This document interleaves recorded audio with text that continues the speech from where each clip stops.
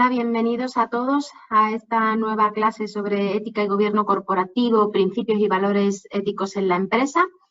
Mi nombre es María Barranco y voy a intentar explicaros a lo largo de toda la clase de hoy en qué consisten los principios de la ética dentro del mundo de la empresa y cómo el gobierno corporativo sirve como un instrumento para implantar esta ética en las empresas.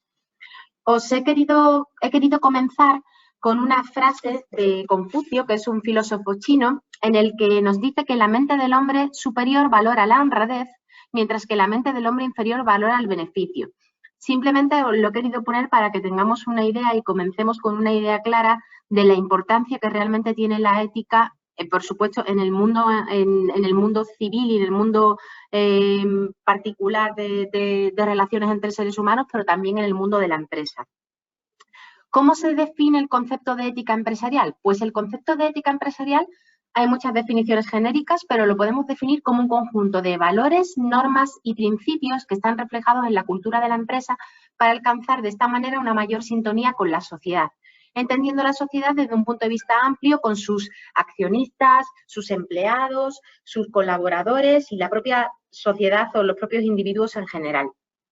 ¿Cómo se manifiesta esta ética empresarial o cómo se aterriza la ética en el entorno de las empresas? Pues a través de la implantación de distintos códigos éticos, por ejemplo, dentro de las compañías, también intentando extender dentro de la propia organización cuáles son los valores de la empresa, cuáles son los principios sobre los que se basa la empresa, cuáles son los principios éticos, también extendiendo y creando el concepto de lo que se conoce como cultura ética, es decir, yo como empresa, cuáles son los valores éticos que tengo, cuáles son mis principios. De hecho, en muchos momentos no se habla ya solo de principios o de valores dentro de las empresas, sino que se habla de comportamientos.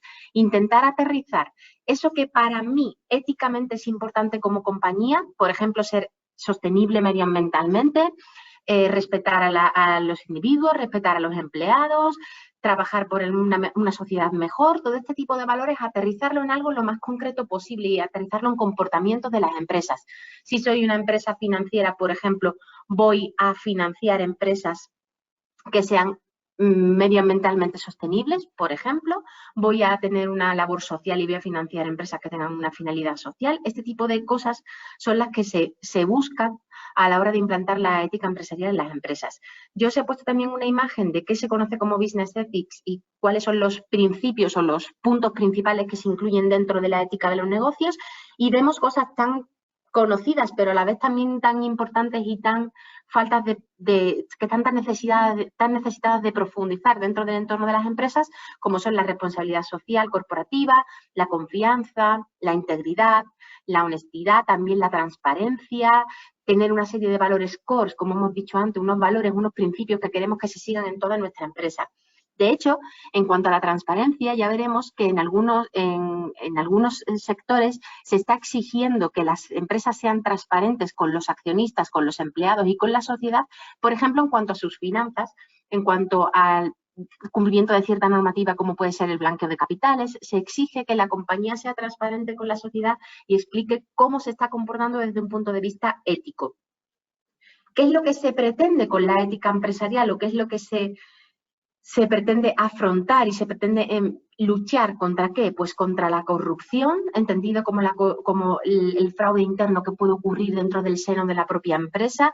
Si en un momento dado un empleado nuestro lleva a cabo una acción en beneficio propio y no en beneficio de la compañía, o está recibiendo una serie de regalos o un premio por actuar de una manera determinada o de una u otra manera, en este caso para beneficio propio, por ejemplo, en este caso estaríamos hablando de corrupción. Con la ética se pretende evitar también el hostigamiento laboral, se pretende crear un entorno favorable para la colaboración, un entorno favorable para el trabajo dentro de la propia empresa e intentar evitar que los empleados se sientan incómodos a la hora de trabajar. La difamación, que no se emitan bulos acerca de determinados compañeros, incluso de la propia compañía, porque tenemos que tener claro que este tipo de acciones pueden tener un impacto reputacional muy importante para la empresa, y lo que se pretende también con la ética empresarial es evitar este tipo de actuaciones. También los anuncios engañosos, que no se habla mucho de la información, de toda la gran cantidad de información que tenemos gracias sobre todo a la globalización y a las nuevas tecnologías, pero también se habla, en cierto modo, que tenemos un exceso de información, porque hay tantísima que hay mucha información de baja calidad. Las empresas deben intentar, cuando se publicitan, mostrar una imagen fiel de lo que son, y mostrar eso es ética responsable, mostrar una imagen fiel de lo que eres, no anuncios engañosos. De hecho, muchos conoceréis que hay determinados, por ejemplo, pues determinadas coletillas, todas las coletillas, hace ciertos años se puso de moda que todos los productos alimenticios tuvieran la coletilla diet, o la coletilla bio, o la coletilla eco, o la coletilla light. Pues se pidió, por lo menos en España, desde la propia regulación y la propia legislación, obligó a las empresas a que no podían utilizar de manera genérica determinadas coletillas, por ejemplo, para algo bio, simplemente para darle una señal de que algo era más healthy, que no se podía utilizar para eso, sino que cuando tú utilizabas determinada nomenclatura y determinada coletilla era porque efectivamente el producto estaba cumpliendo con ciertas características. De ahí que eso también forme parte de lo que se conoce como ética empresarial. También, ¿qué pretenden afrontar la ética empresarial? Pues luchar contra la intolerancia hacia todo tipo de discriminación, ya sea por raza, color, sexo, ideología o incluso porque la persona, nuestro compañero, tenga un cierto impedimento físico. También lo que se pretende es proteger y que se puedan respetar las necesidades y los derechos de los empleados. Por supuesto, no solo porque nos obligue una ley, no solo porque sea éticamente o legalmente exigible, sino porque también es éticamente responsable. Y porque las compañías y las empresas tienen unas ciertas funciones con la sociedad y con los empleados que se deben cumplir. También para mantener un ambiente seguro y saludable en el entorno laboral. Volvemos a lo mismo, es algo que legalmente es exigible, pero no solo porque sea legalmente exigible, sino también porque es éticamente exigible. Y también, como hemos visto antes, para mantener una política contra el hostigamiento laboral y también contra el hostigamiento sexual, que volvemos también a repetir que esto también es una exigencia legal, pero no simplemente porque sea una exigencia legal, sino también porque es algo que éticamente se debe exigir.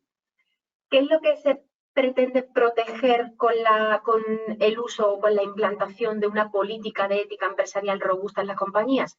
Pues tener una cultura de ética muy fuerte que esté basada en unos valores y, como hemos dicho antes, en unos comportamientos. No vale de nada tener, esto es algo además que recientemente se está reforzando, porque no vale de nada tener unos valores o tener una visión y una misión determinada en una compañía si eso luego no se aterriza a cómo nos comportamos como empresa. Cómo se comporta la empresa como persona jurídica y cómo se comportan los empleados de la empresa. De ahí que se hable de unos valores y de unos comportamientos que se deben tener dentro del entorno de una cultura de ética empresarial. ¿Qué implica también? Motivar a todo el personal a tomar decisiones y tener actitudes éticamente aceptables. Y si nosotros como compañía, la alta dirección de una compañía en un momento dado, ha definido una serie de valores, una serie de comportamientos, una serie de actitudes, tiene que hacerlo llegar a toda la organización para que sea toda la organización el máximo o el principal embajador de lo que para nosotros es nuestra base ética como empresa. También se pretende tener y estar en armonía con los valores de la sociedad. Como me decíamos antes, el respeto al medio ambiente. El respeto al medio ambiente es un tema muy importante que se está tratando mucho hoy en día en la ética de los negocios. Ya se exige a las compañías no solo que sean éticamente responsables con sus ciudadanos, sino también con el medio ambiente. Es verdad que hay determinadas compañías que están acometiendo determinadas industrias, determinados sectores que están acometiendo un daño muy importante al medio ambiente. Esto se tiene que ir erradicando, no ya desde un punto de vista ético, sino también desde un punto de vista legal. Se está exigiendo en la industria farmacéutica, en la industria financiera, en todas las industrias que están hiperreguladas, se está exigiendo a las entidades que sean éticamente responsables y sean responsables con el medio ambiente. Es lo que se conoce, la ética empresarial en el entorno de las empresas, es lo que se conoce como el capital social, que no deja de ser el conjunto de valores o normas que tienen los mismos miembros, que comparten los miembros de un grupo, en este caso de una empresa.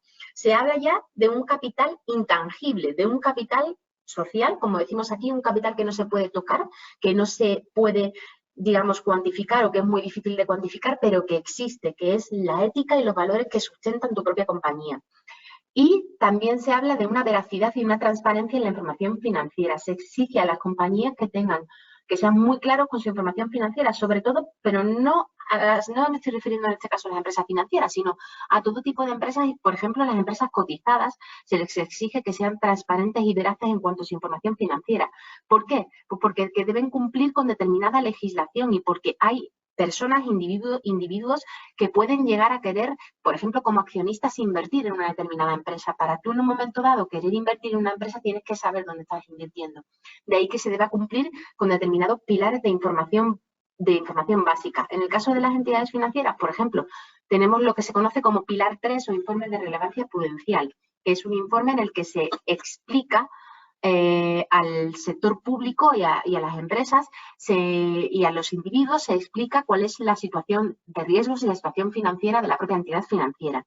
Se debe cumplir también todo el tipo de empresas, no solo las empresas financieras, con las leyes de prevención del blanqueo de capitales, ya que, como sabemos, las leyes prohíben que se puedan subvencionar o que se pueda facilitar el blanqueo de capitales a través de determinados artilugios para blanquear dinero que proviene de actividades ilícitas. Esto es absolutamente ilegal. También la normativa MiFID va encaminada, está muy relacionada con la ética empresarial. La normativa MiFID pretende proteger al inversor de servicios financieros y pretende informar al inversor de dónde está metiendo su dinero y dónde está invirtiendo. En este caso, todo este tipo de normativas están muy ligadas y muy focalizadas en la ética empresarial.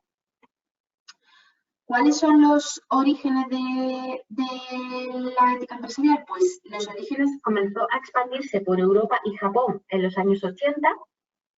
Sobre todo tuvo un gran impulso a partir del Congreso Mundial de 1996, que además condujo a la creación de sociedades para la ética empresarial en América Latina, que son foros que pretenden potenciar la implementación de la ética empresarial, en este caso en concreto en América Latina. También se creó en el año 2000 la Business Ethics Network, para el caso, igual que en América Latina, para este caso para África. También destaca la Asociación Latinoamericana de Ética, Negocios y Economía, ALENE, que tiene como objetivos promover investigaciones nacionales y también regionales dentro de toda América Latina sobre cómo aplicar la ética al mundo de los negocios.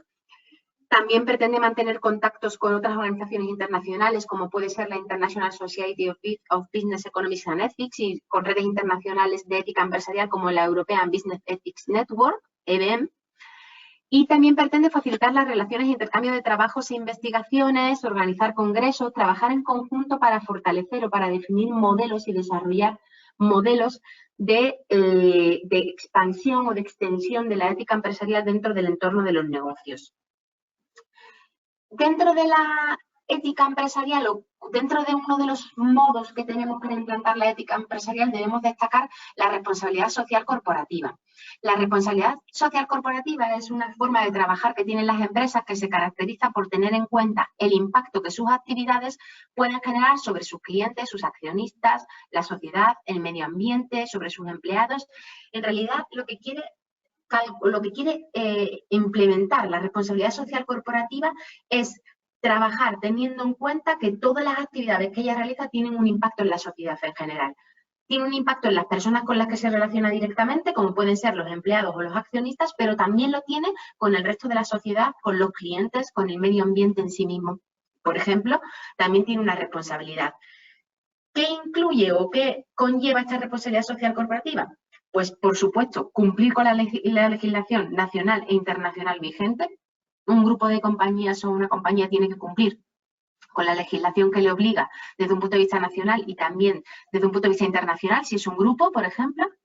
Tiene carácter global, la responsabilidad social corporativa implica a todas las áreas y a todas las geografías y implanta los compromisos éticos, objetiviza los compromisos éticos. Una vez que yo ya he definido cuáles son mis valores, hacia dónde yo me quiero dirigir como compañía, hay que aterrizarlo. Y se puede aterrizar a través de la responsabilidad social corporativa. La responsabilidad social corporativa forman parte, por ejemplo, las fundaciones que tienen muchas empresas, las donaciones que realizan muchas empresas son parte de su responsabilidad social corporativa. Al final, como hemos dicho, esto está también muy ligado con la reputación, pero tenemos que entender que el implantar la ética empresarial no va solo ligado a tener mejor reputación o mejor imagen de marca, sino que es algo que es importante, que realmente se debe implantar, que debe ser tangible y que debe ser considerado dentro de las compañías desde el más alto nivel hasta el nivel del empleado, debe ser considerado como algo realmente importante. se orienta también la responsabilidad social corporativa a satisfacer las expectativas y las necesidades de los grupos de interés. Como sabemos, una compañía, como hemos dicho antes, o una fundación que pertenece a una compañía no puede, por desgracia, no tiene recursos suficientes para destinarse a todo lo que le gustaría destinarse. Tiene que intentar gestionar las expectativas de aquellos grupos de interés o de aquellas personas que pretenden, en cierto modo, tener una colaboración en un momento dado por parte de la empresa, pues se deben generar las expectativas y decidir estratégicamente dónde voy yo a invertir o dónde voy a enfocar mi responsabilidad social corporativa para que cumpla además con mis principios éticos. Dentro de la responsabilidad social corporativa o como otra forma de gobierno o de implementación de la ética empresarial tenemos el gobierno corporativo. El gobierno corporativo son las normas y prácticas por el cual un consejo de administración asegura que haya transparencia, que haya equidad, que se rindan cuentas. Esto es una manera o lo más objetiva posible de aterrizar a través de normas internas, de políticas, de procedimientos, de procesos, de marcos, a través de normas internas aterrizar cómo yo voy a ser transparente, equitativo, voy a informar sobre mi situación financiera, voy a rendir cuentas, voy a dar la cara a la sociedad. Cómo de una manera más ordenada y de una manera más tangible voy a dar la cara a la sociedad. Normalmente esto se transmite a través, esto se materializa a través de documentación, políticas, procedimientos que se implantan en la propia compañía. Lo que pretende es fomentar una cultura de valores y comportamientos éticos de la empresa. Como ya hemos dicho antes, lo que intenta es plasmar desde un punto de vista efectivo la ética empresarial y los valores que hemos definido como compañía. Lo que se hace es dictar normas y recomendaciones, se configuran consejos, cuadros de mando, cuadros directivos, comités, reuniones que analizan cómo se está implantando la ética empresarial dentro de la propia compañía. Y lo que pretende es proteger los intereses de los accionistas, del sistema financiero en general, porque, como hemos dicho antes, rinde cuentas desde un punto de vista ético y también desde un punto de vista financiero. Y también, en el caso de las empresas financieras, que esto es una exigencia, el gobierno corporativo dentro de la gestión de las empresas financieras es una exigencia legislativa, una norma que es exigible, pues lo que pretende es hacer que además fluya el crédito a la economía real, es decir, que realmente no solo se den créditos con un objetivo de negocio, sino que también se den créditos determinados en un momento dado, créditos que a lo mejor tienen un objetivo de negocio menos claro, pero que se tienen que dar porque están ligados con la propia ética empresarial y con la propia ética de negocio de la compañía. ¿Cuáles son los orígenes de este gobierno corporativo y por qué se exige sobre todo a las empresas financieras que tengan una cierta transparencia, que sean equitativas, que tengan unas ciertas dotes de igualdad? Pues el origen ocurre con la crisis financiera que comenzó en el año 2008. Lo que ocurrió muy rápidamente, os lo cuento muy rápidamente, con la crisis financiera que comenzó en 2008 es que en el 2001 la Fed en Estados Unidos empezó a bajar los tipos de interés. Lo bajó de un 6 a un 1%. A partir de ahí ya era muy fácil acceder a un crédito y muy barato acceder a un crédito para adquirir una vivienda. Empezaron así a venderse muchas casas y empezó a subir el precio de estas casas, es lo que se conoce como burbuja inmobiliaria.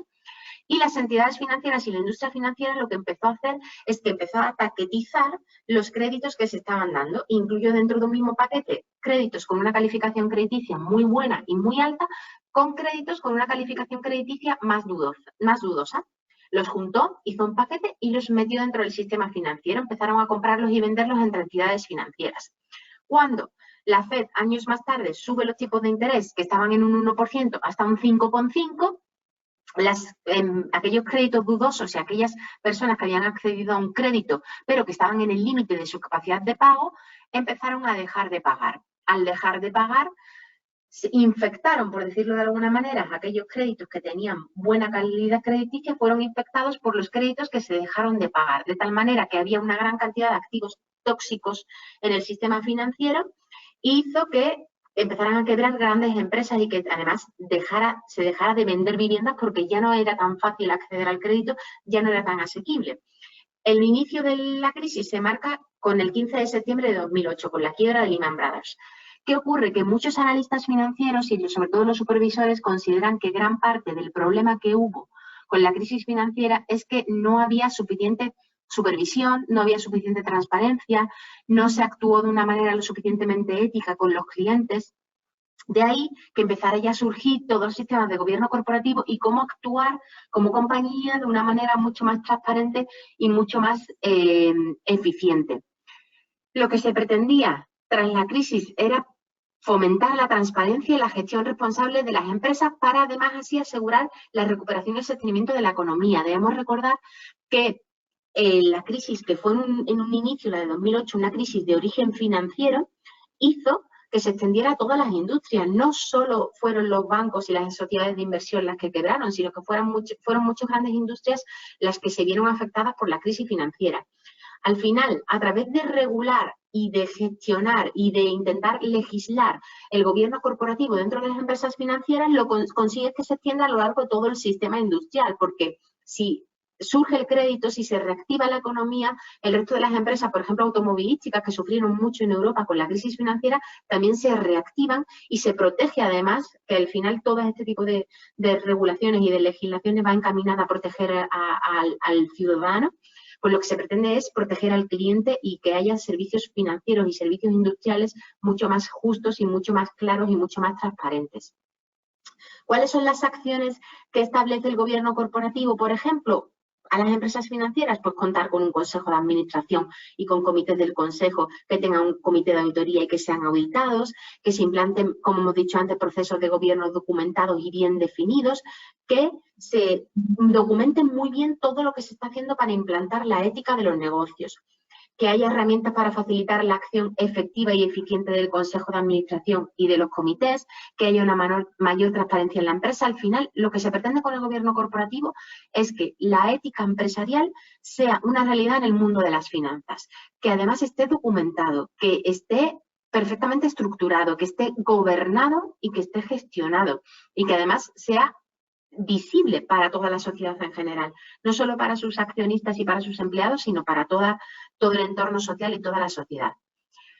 Hay muchas leyes relacionadas con la implantación de la ética en los negocios y muchas leyes relacionadas también con temas de gobierno corporativo y de responsabilidad social corporativa. Yo os he querido destacar algunas de ellas que son las más profundas o las que hablan más profundamente sobre el entorno de ética de los negocios. Por ejemplo, en el año 2014 se promulgó la Estrategia Española de Responsabilidad Social en las Empresas.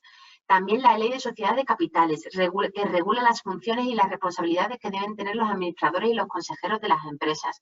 Muy importante, el Código de Buen Gobierno de la Comisión Nacional del Mercado de Valores, que establece una serie de directrices mínimas que deben conseguir todas las compañías cotizadas.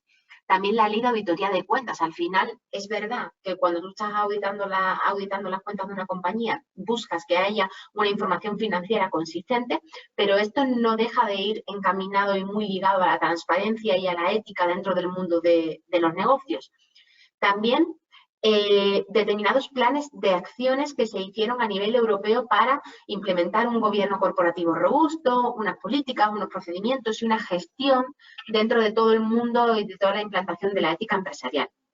Más normativa que quería destacaros, pues la Directiva de la Unión Europea del Parlamento Europeo del Consejo de mayo de 2017 o el Real Decreto sobre las nuevas obligaciones de información financiera también del año 2017. Como decíamos, es mucha la normativa encaminada o destinada a dotar de transparencia a la industria financiera.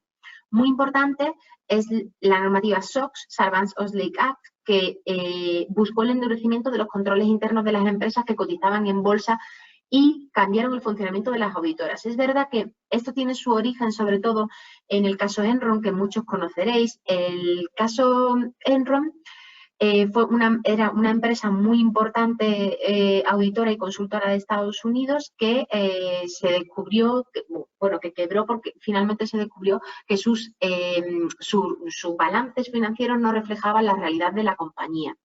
A partir de ahí se emitió que las entidades auditoras y consultoras tenían que tener una función separada, una función distinta, y se empezaron a establecer controles cada vez más robustos. La SOX responde a esta necesidad de controles.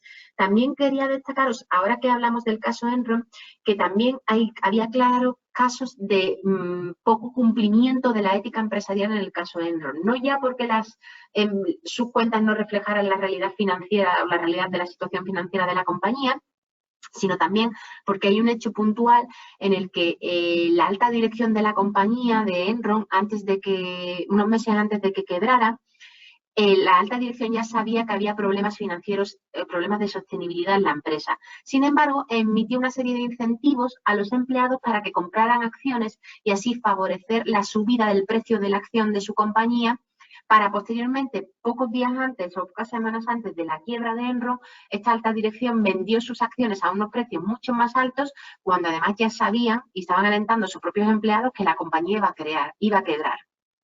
De ahí que la situación, como veis, sería una situación ética para nada responsable, y es lo que se pretende con la regulación, es evitar que este tipo de actuaciones ocurran. Es verdad que la regulación no puede cubrir todos los principios éticos y la regulación no puede cubrir todas las necesidades éticas que puede haber en una compañía o en una sociedad en un momento dado, pero sí que puede cubrir o intentar cubrir gran parte de la información necesaria o de la transparencia necesaria que se requiere a las empresas. Por último, ya os quería destacar la Public Company Accounting Oversight Board, que se hace responsable de dirigir y regular a las empresas que se encarguen de hacer reportes de auditorías de empresas. Es verdad que todos los sistemas de auditoría y de control van muy encaminados a intentar transparentar o a intentar eficientar todos los sistemas de ética empresarial, porque van muy ligados a los principios de ética. Os quería destacar también, os quería poner determinados códigos de buen gobierno que son muy conocidos y que podéis encontrar muchísima información sobre ellos en Internet, y que van todos encaminados también a establecer principios de ética dentro de los entornos empresariales, como son, por ejemplo, el informe Cadbury, los principios y recomendaciones de la European Association of Securities, también la guía sobre gobierno corporativo de Euroshareholders, que se publicó en el año 2000, determinados reportes de leyes y de leyes emitidos por reguladores europeos, como lo que se emitió en 2002, la declaración de Pittsburgh de 2009, o la publicación del Libro Verde en 2011 para analizar la eficacia de la regulación no vinculante sobre gobierno corporativo por parte de la Comisión Europea. Al final, la Comisión Europea quería ver cómo se estaba implantando, porque es verdad que el gobierno corporativo al principio eran una serie de recomendaciones y de guías, y quería ver cómo lo estaban acogiendo esto las empresas y cómo efectivamente lo estaban implantando o no, y si lo estaban implantando de una manera eficiente. De ahí que empezara a emitir determinadas publicaciones, determinada normativa, como puede ser, por ejemplo, el Libro Verde que emitió en el año 2011. Dos códigos últimos que quería destacaros muy importantes y que son muy conocidos y que además también vais a encontrar muchísima información en Internet, pues por un lado el Código de Olivencia, que consiste en establecer una serie de directrices para la gestión de las sociedades cotizadas para crear valor para el accionista, cómo se puede maximizar el aporte de valor para el accionista en las sociedades cotizadas, y también el informe Aldama, que tiene ya unos ciertos años, que surgió en el 2003, pero que sigue siendo referencia en cuanto buscamos temas de ética empresarial, nos sigue surgiendo de referencia, que va sobre todo encaminada a establecer ciertas directrices para las sociedades emisoras de valores o instrumentos admitidos a negociación, también para lo mismo, para aumentar la transparencia, aumentar la seguridad en los mercados financieros y proteger al cliente de servicios, en este caso de servicios financieros. Pero estos dos códigos sirven de referencia para una gran multitud de códigos éticos que podéis ver implantados en todo tipo de sectores. Quería hablaros ahora de un instrumento que para mí es de muchísima utilidad a la hora de implantar principios éticos. Como hemos dicho antes, la ética va de cumplir con nuestros principios, con nuestros valores, pero también va de cumplir con la normativa y con la regulación, ya que eso es un básico, es un mínimo, es un must. Se debe cumplir con la regulación y con la normativa. Pues una herramienta o un brazo ejecutor que tienen las empresas para hacer que se cumpla efectivamente con la normativa, pero no solo la normativa regulatoria o no solo las leyes, sino también las normativas internas de la propia compañía, las propias políticas, los propios procedimientos, es la figura del corporate compliance o del cumplimiento corporativo. El cumplimiento corporativo es un conjunto de procedimientos y buenas prácticas que sirven para identificar y clasificar los riesgos que puede haber de no cumplir con una determinada legislación o de no cumplir con una determinada, incluso con una determinada norma interna. Yo os he puesto la descripción o la definición que da la World Compliance Association y os he querido plasmar en una imagen en qué consiste. Como veis, se trata de implantar de una manera eficiente y efectiva la legislación, la normativa, los reglamentos, la ética y la transparencia muy importante, y las normas de buen gobierno, intentar identificar cuáles son los riesgos que hay en un posible incumplimiento de alguno de estos principios y establecer controles para que no se incumplan. Se trata de prever, de gestionar, de establecer medidas de respuesta para el caso de que se dé un incumplimiento, cómo podemos reaccionar para luchar o para afrontar una determinada situación de incumplimiento de una normativa, una determinada situación de incumplimiento de un principio ético importante nuestro. Como hemos dicho antes, tened en cuenta que este tipo de actuaciones poco éticas que se pueden llegar a dar en una empresa pueden llegar a tener un impacto reputacional muy alto, y el impacto reputacional al final tiene un impacto económico y se puede cuantificar. Entonces hace que la importancia de esta gestión de intangibles tome o sea aquí en las empresas hoy en día. La función de cumplimiento corporativo es una función independiente que, como hemos dicho antes, identifica cuáles son las normativas y los principios y los valores que se deben cumplir como compañía, asesora, alerta, monitoriza, incluso reporta los riesgos de incumplimiento que se pueden tener en determinadas organizaciones, y lo que se hace es advertir y preparar a la sociedad, a la organización, de una forma lo más robusta posible para cumplir con las normativas internas y externas de la propia compañía. Es muy importante que la figura de cumplimiento corporativo, que normalmente están dirigidas por un Corporate Compliance Officer, por un jefe de cumplimiento corporativo o por una cabeza de cumplimiento corporativo, tenga un alto reporte a la alta dirección, porque para que se hagan cumplir con los principios y las normas, es muy importante que se tenga implantado, la ejecución se tenga implantada de una manera fuerte y robusta en toda la organización, desde la alta dirección hasta el último empleado, por decirlo de alguna manera, de la compañía. Debe ser consciente que se deben cumplir con los principios, con los valores y con los comportamientos éticos. Las funciones principales del área de cumplimiento pues son estas 4 que ya hemos ido adelantando. Por un lado, identificar cuáles son los riesgos de incumplimiento, es decir, se está cumpliendo o cuál es la normativa que tenemos que cumplir como compañía. Esto se da mucho en los sectores regulados. De hecho, en las empresas financieras esta figura es una figura prácticamente mandatoria, una figura que se tiene que tener por fuerza. También cuáles son los principios, las políticas, cuáles son nuestros valores, qué es lo que se puede llegar a incumplir dentro de nuestra razón de ser como compañía, dentro de nuestra propia empresa, qué es lo que se puede llegar a incumplir y cómo se puede prever. De ahí que esté ligado con la segunda función, que es la prevención, que consiste en diseñar e implementar controles para proteger a una empresa de estos riesgos de incumplimiento. Por otro lado, también la detección, que consiste en monitorear e informar sobre la eficacia de los controles en cuanto a cómo están funcionando los controles que estamos implantando en la compañía para evitar el incumplimiento, ya sea normativo o incluso el incumplimiento en el seguimiento de los propios principios de la compañía. Y también una función consultiva, que es asesorar a la empresa sobre las normas y sobre los controles que tengamos establecidos en nuestra propia empresa.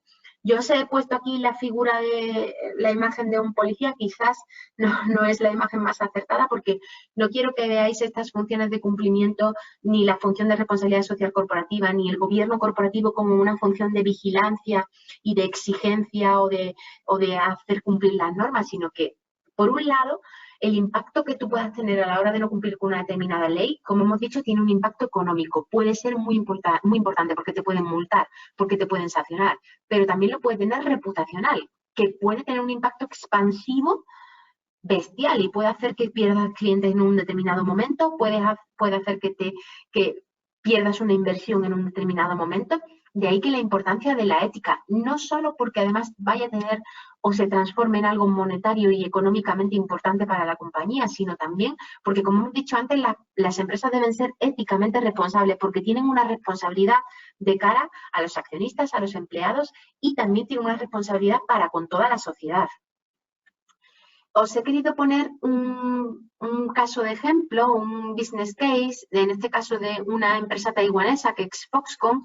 Foxconn, para los que no lo sepáis, es la empresa que hace la mayoría de las piezas o gran parte de las piezas del iPhone y de iPad y trabajan para la compañía Apple. En 2010, 13 empleados chinos se suicidaron en Foxconn, en una de sus plantas o en plantas que estuvieran relacionadas y subcontratadas con ellos. En el mismo año tuvo que cerrar temporalmente una fábrica en la India porque hubo un gran número de trabajadores que cayeron enfermos. En mayo de 2011, 2 personas murieron tras una explosión en una planta en China. Y a partir de ahí, de todos estos incidentes que estaban ocurriendo, Apple envió inspectores independientes de la Asociación de Trabajo Justo de Estados Unidos para auditar cómo eran las instalaciones. Al final, Foxconn dijo que las condiciones de trabajo no eran responsables de las muertes, pero debió responder a todos los medios de comunicación y el impacto que tuvo esto en la sociedad y en todo el mundo. Al final lo que hizo fue que elevó los salarios, redujo las horas de trabajo y asignó psicólogos al lugar. Pero incluso, para que os imaginéis la magnitud de lo que estamos hablando, tuvieron que instalar redes en las escaleras, pasillos y ventanas de los dormitorios porque muchos de los empleados se estaban suicidando o habían intentado suicidarse, ya que, según dicen determinados informes, las horas de trabajo que tenían eran absolutamente excesivas, trabajaban muchísimas horas durante muchísima presión, además un trabajo que te obligaba a forzar la vista, te obligaba a hacer determinados esfuerzos que eran insalubres para la propia sostenibilidad y para la propia salud de los individuos, y esto tuvo unas repercusiones para Foxconn. Es verdad que a lo mejor las repercusiones a muchos les parece insuficiente, pero es verdad que hubo ciertas cosas que cambiaron. Esto nos hace plantearnos, ¿es esto éticamente responsable? Porque, fijaos, probablemente no estaba incumpliendo las leyes de Taiwán ni las leyes chinas y, evidentemente, yo creo que si la hubieran estado incumpliendo, pues algún inspector de trabajo se habría dado cuenta. Es decir, que a lo mejor no estaban incumpliendo las leyes, pero ¿es esto éticamente responsable? ¿Es esto sostenible para una compañía? ¿Cómo daña esto no solo la imagen de la propia Foxconn, sino también la imagen de uno de sus principales clientes como era Apple? ¿Qué ocurre con este tipo de actuaciones? ¿Qué ocurre con la imagen de estas empresas? Son cosas que debemos, yo creo, tener presentes y plantearnos en un momento dado. Como conclusiones a lo que hemos visto, importante, la necesidad de implementar sistemas de gobierno corporativo. Podemos entender, si queréis, los sistemas de gobierno corporativo como una función de cumplimiento, como una función de control ético, como una función de responsabilidad social corporativa, pero es importante que nuestros valores, nuestros principios y nuestra ética se implante de manera efectiva en la compañía. Importancia de la función de la ética, como hemos dicho, no solo desde un punto de vista económico, que lo tiene, sino también desde un punto de vista social. Las empresas tienen un impacto en sus accionistas, en sus empleados, pero también un impacto en toda la sociedad en general. Y también, como hemos dicho, un impacto en el medio ambiente. De ahí que sea muy importante establecer una función que dé respuesta a nuestras propias definición de ética como compañía. Se debe cumplir también, como hemos dicho, con la regulación, tanto interna como externa, es decir, con la regulación local, con la regulación internacional, con la regulación normativa, con las leyes y también con nuestros propios principios y valores. Y también un instrumento que funciona mucho es establecer códigos de buen gobierno. Son muchas las compañías que tienen códigos propios para intentar, pues, implantar sus valores y sus principios, extender su propia cultura, su cultura ética, su cultura empresarial a toda la compañía, a toda la organización. Y creo que es una herramienta bastante útil. Ahora, si os parece, vamos a pasar a la sección de preguntas. Cualquier duda que tengáis, nos lo decís y lo vamos viendo. Espero que os haya servido la clase de hoy, que os haya conseguido transmitir la importancia de la ética en este sentido. Vale, voy a intentar, a ver, un segundo, que no consigo. Daniel, no consigo, no sé si me estás escuchando, no consigo ver las preguntas. Veo solo una parte de ellas. Vale, a ver, ¿has podido desacoplar la pestaña de la derecha? Vale, ahora lo veo, Vale, ahora lo veo, vale, perfecto. Vale, genial, vamos a ver, voy a intentar, a ver, vale, vale, a ver, nos dicen, los casos que se investigan a través del sistema de denuncias por su naturaleza deben ser confidenciales. Sin embargo, el mejor aprendizaje a los colaboradores es a través de casos reales y ayuda mucho, sobre todo para las posiciones de gerencia, el que puedan reconocer los riesgos que podrían existir en sus propias unidades. ¿Qué recomendaciones nos puede brindar para aprovechar el aprendizaje a través de casuística? ¿Cuál sería la forma más adecuada de bajar las recomendaciones? Pues a ver, Luis Miguel, si entiendo bien tu pregunta, quiere decirnos que en muchos casos en los que se denuncian actuaciones que son éticamente reprochables, como pueden ser, por ejemplo, en el caso de que nosotros no identifiquemos, por ejemplo, una acción que está encaminada a blanquear dinero, estamos obligados, tanto por ley como éticamente, a informar. Esto, como tú bien dices, es confidencial, pero esto no significa que la compañía no pueda emitir dictámenes de cuáles son las actividades éticas que se están o poco éticas que se están cometiendo en la compañía, siempre y cuando no digamos quién ha sido la persona y no demos más información sobre el evento, se puede contar el evento así. Pero sobre todo la mejor manera de reforzar el mensaje ético en la compañía es a través de la cultura. Definir una cultura empresarial y extenderla a toda la empresa, extenderla a toda la compañía y compartirla con todos los empleados. Al final, eso es lo que mejor puede servir. Nos pregunta Jorge, ¿cómo realizar un cambio en la ética corporativa si la alta dirección no se desea comprometer con este proceso ni fomenta un cambio en la cultura empresarial? Pues, al final, evidentemente, Jorge, si la alta dirección no está comprometida con la propia ética empresarial, es muy difícil que esto cale en la compañía, porque como hemos dicho, para que la ética empresarial se implante, es necesario que se conozca y que esté embebido en la propia organización, desde la alta dirección hasta el último empleado de la compañía. De ahí que si la alta dirección no está comprometida, es muy difícil que esto cale. Es verdad que hay determinadas normativas relacionadas con principios éticos que van a tener que cumplir por leyes y al final son los supervisores los que tienen que hacerles cumplir y eso ya ayuda. Pero también es cierto que si ellos no están dispuestos a tener una serie de valores y a definir o implementar una serie de valores, es muy difícil que esto cale dentro de la propia organización. ¿Nos puedes recomendar alguna guía de código de buen gobierno? Nos dice Rolando, pues Rolando, yo os he puesto un gran número de códigos. Yo creo que el código Livencia, el código Aldama son buenas referencias, pueden servir para luego adaptarlo e implementarlo a tu propia empresa y a tu propia compañía. Y lo que sí que podéis hacer es acudir a algunas empresas, sobre todo empresas cotizadas, ya sea en el mercado bursátil europeo, en España, en Francia, pero también en Estados Unidos. Algunas empresas cotizadas han publicado sus códigos éticos y sus códigos de buen gobierno. Eso también puede ser una muy buena referencia y son de todo tipo de sectores. El sector industrial amplio, o sea, que no son solo empresas financieras. Y yo creo que eso puede ser de mucha utilidad. Vale, ¿qué certificaciones se pueden implementar para culturizar los principios éticos y los valores del buen gobierno empresarial para implementarlo? Pues ahora mismo, que yo sepa, te iba a decir que en un principio había normas ISO.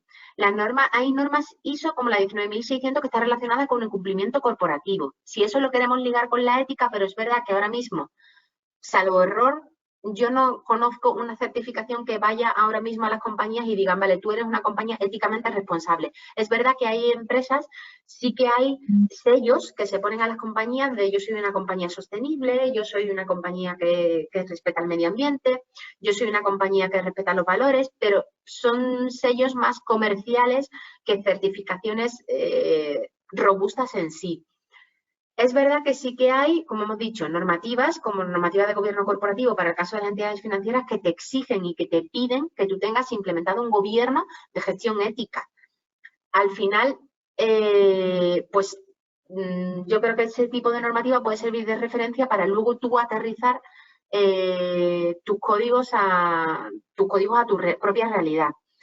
¿Qué referencias de las grandes compañías? Cristian, me falta información en tu pregunta. No sé si te refieres a lo que he dicho antes, que las grandes compañías y las compañías cotizadas tienen publicadas en muchos casos sus códigos éticos y sus códigos de buen gobierno, que eso puede servir como referencia para implementarlo. No sé si tenéis más preguntas. Si tenéis más preguntas las vamos viendo. No sé si me he saltado alguna porque creo que no me he saltado ninguna. Si no, pues como si no tenéis más preguntas, pues nada, deciros que tenemos cualquier tipo os vamos a dejar el link, cualquier tipo de duda que tengáis nos lo podéis hacer, si no, nos lo podéis hacer llegar a EALDE y nada, y cualquier cosa nos decís. Nos dice Federico si compartimos la presentación. Sí, la compartimos. La presentación, tenéis, vamos, la vais a tener en el link del vídeo y cualquier